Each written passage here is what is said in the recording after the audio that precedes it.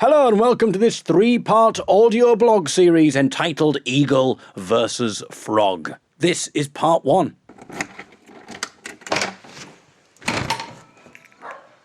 No, it's Eagle versus Frog, not Eagle versus Dog. I think the sound effects department there got a little bit confused. Hello everybody. It's been a while since we took a walk together. In fact, the last time would have been December 2016. No, it's Eagle versus Frog, not Eagle versus Crow. Sorry, there's something going on with the sound effects team here. It's going to be Eagle versus Bus if we're not careful. There we are. Managed to get across that road. Sorry, I was too busy talking to you. Yeah, it's your bloody fault. Anyway, December 2016 would have been the last time we walked together if you were one of the cool kids who followed the David's Daily Digital Dollop. The project where I tried to do a blog every single day of that year and succeeded to a certain extent. I mean, succeeded in producing a blog every day. There was no rule about the quality of the blog. I just had to churn them out basically. But now that I am releasing blogs on a very irregular basis, obviously means that the quality can be guaranteed. It's going to be high quality, because I don't have to do it every single day, which is why we've already had the Eagle versus Dog and the Eagle versus Crow joke. You can't deliver that quality on a daily basis. I mean, no one can ask for that. And for fans of those walking dollops, you'll be pleased to hear that we are once more on the same route that I used to traverse all those years ago. So, we may meet some of the regular characters. For those people in 2016, we had some regular characters who would now and again chat to me on my walk, including slightly homophobic old farmer. I have seen him a few times. I should be careful about saying that, really. I just said that rather loudly, didn't I? And he lives just under 5 minutes around here, but it's a straight road, and he just come down this way sometimes. It might be Eagle versus Farmer. Anyway, the reason I'm back is because there is so much going on at the moment that I should really be appraising you of, and I've had at least, I would say, over the last year and a bit, I'd say I've had I don't want to big myself up too much, but I've had at least 7 people have asked me when I will next be releasing a blog. So I'm going to do more of these because I really need to keep you updated as to what's going on. So the reason this is called Eagle versus Frog, which I haven't explained yet, I do apologise if you clicked on this, you maybe were expecting some YouTube video where I torture animals. Hello, welcome. Today I'll be having my wicked way with a frog. But don't worry, we're not just concentrating on amphibians. Over this series, we'll be working our way up to all sorts of different animals. But the reason I've called today's blog Eagle versus Frog is because I attended a comedy night on Monday, a comedy competition called Beat the Frog. It takes place in Manchester at the Frog and Bucket Comedy Club.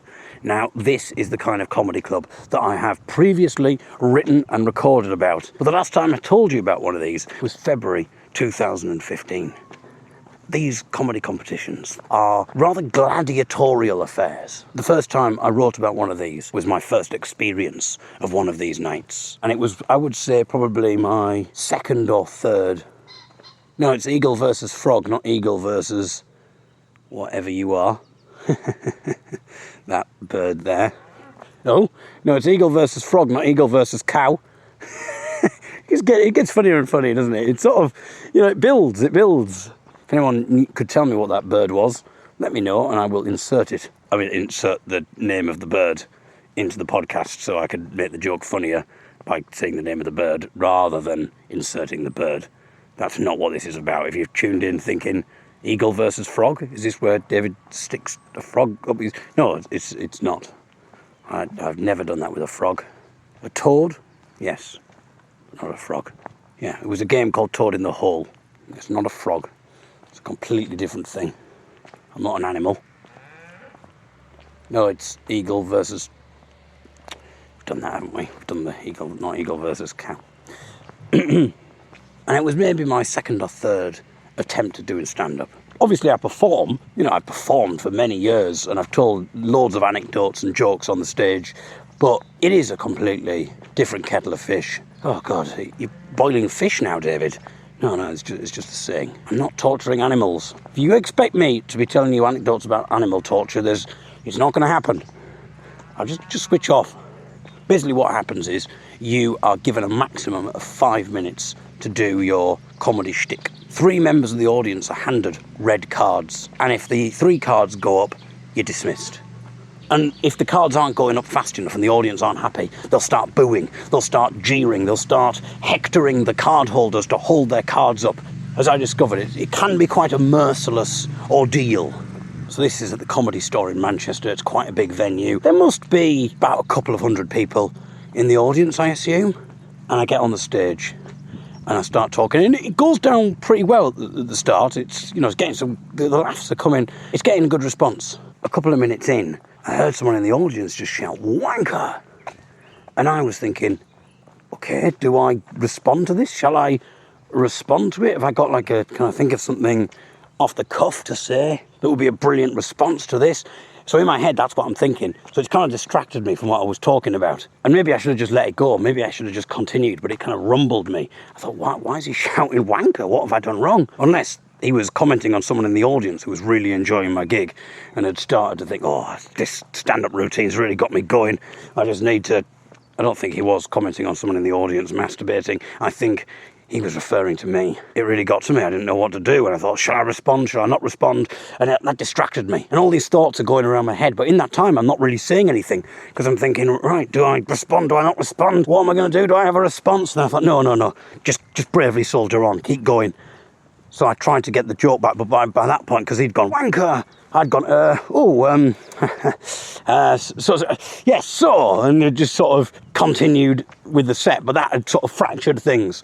So then I suddenly heard the MC shout, 2 cards. I thought, 2 cards? They haven't even held up 1 card yet. Because that's the thing, I'd gone first, so I wasn't aware of what the format was. I didn't know the MC shouts out the cards. I'm thinking they haven't even shouted 1 card. I thought, hang on, 1 card and wanker do sound quite similar.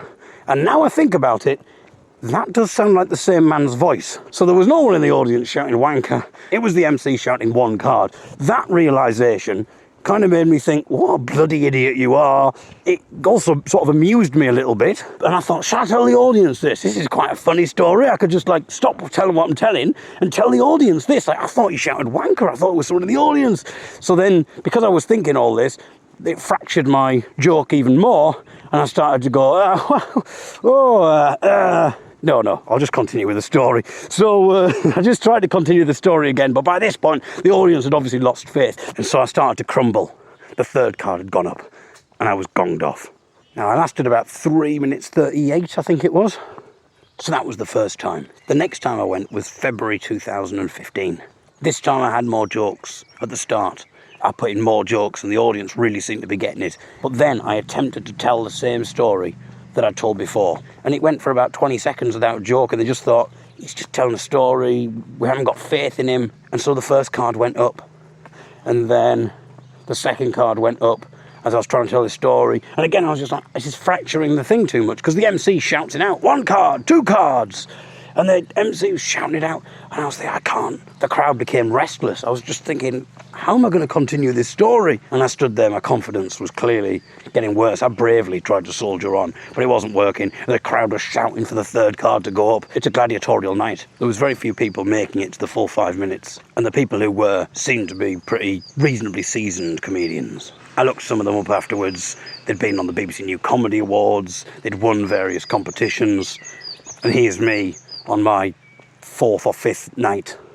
Anyway, I did make it to 3 minutes 59, but in fairness, by 3 minutes it all started to unravel. Anyway, a few things happened after that. Me and my girlfriend at the time broke up. It was about a week after the King Gong. I think that might have been the final straw. If he will embarrass me in public and stand on stage, I didn't really fancy going back to the King Gong night by myself. I thought I'll have to go without her. I thought it would kind of remind me of our relationship, and I thought I could end up just crumbling on stage. I could stand on stage and think, what have I achieved in the last couple of months? I'm essentially in exactly the same place, trying to deliver the same material with maybe a couple more jokes put in, while people are holding red cards up at me and shouting, get off, which essentially I was doing a few months ago, but now I'm doing it as a single man. So I thought it was too much to do. It just felt ridiculous. And that was it. I didn't do anything really in 2015. And in 2016, because I'd set myself this ridiculous challenge of doing a blog every single day, that kind of sidetracked me from doing any stand-up really. Although I'm sure you'll all agree, it got me a hell of a lot of material. Are you going to do a double act with a mildly homophobic farmer? Probably not. Maybe it's an option to do a tour in Russia or something like that. And people really seemed to be enjoying it. It was getting lots of great comments. People were listening in their hundreds, sometimes in their thousands. And it was getting good feedback. And I thought, I've got to do something with this stuff. And also one of the reasons for doing it as well was to create ideas for things that I could talk about at stand-up gigs. But I ended up creating all this material and then didn't do a single stand-up gig in 2016. So when Dave's Daily Digital Dollop ended, I thought, right, now's the time. 2017, I've got to try again. Surely I've learned a lot. Surely I've come a long way since then, since that dark day in February 2015. So in 2017, I thought, right, I'm going to try King Gong again. I think I've got some really good material. And what with gigs and things, I don't think I could have done January and February and March and April. But then May came and there was no excuse. I was free. So all that week I was thinking, I'm going to do it, I'm going to do it. And then it got to the day of the King Gong and I was like, oh, bloody hell, shall I? I got my clothes on, ready to go. I gathered everything up to go out, and then something happened. I ended up making an excuse for not going, like, oh, I don't feel, I feel a bit under the weather. It would be a bit silly to go. So I bottled it. I decided not to do it. But I was so angry with myself. I thought, I am aware that there's another comedy night called Beat the Frog on a Monday, and you have to sign up for it online in advance. And so I wouldn't be able to get out of it. I'd be on the list. It would be advertised as I'm on. I would be accountable. And so, out of anger, out of despair for not doing the King Gong, for bottling it, I immediately went onto the internet and signed myself up for Beat the Frog, which was taking place the very next day. I pressed the button to accept. It said, you are booked. I thought, you are fucked, more like. My goodness. What have you done? You know, obviously the brain starts, you know, this is one of the scariest things. This is one of the things that people say is like, they put on their list of like the scariest things to do. And especially when you have to do it in a gladiatorial environment like King Gong or Beat the Frog, where people can just dismiss you if they don't like you. But I'm going to tell you what happened on that night in 2017. And that's where we will leave the story for now. But I'll be back tomorrow with part 2 of Eagle versus Frog. Until then, thank you for listening. Join me tomorrow when the drama escalates.